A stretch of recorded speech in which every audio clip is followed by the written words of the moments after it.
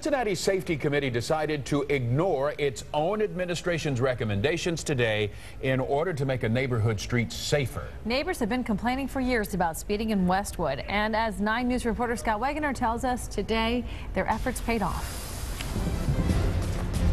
I don't want it to be another neighbor of mine. I hear you. It's not a conversation anyone should have to have. Tyela was my daughter's best friend. Oh.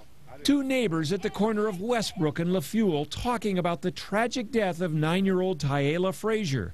The little girl was struck and killed by a car on her way to school in March.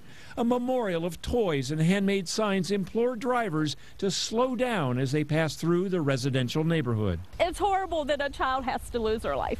Tracy Lovins took the matter to City Hall. The administration looked into what could be done to calm the traffic flow. The report that came back said stop signs on LaFuel were not warranted and crosswalks were not recommended.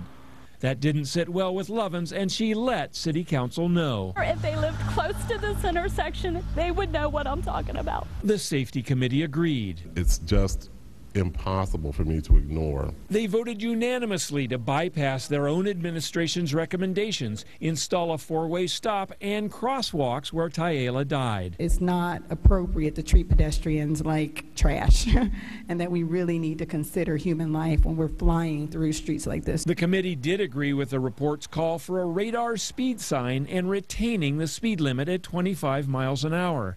Lovins was stunned by the good news. Yes, I am surprised. Committee members call it democracy in action. The government recommends one thing, the people wanted something different, and the people prevailed. Scott Wegener, 9 News, Cincinnati.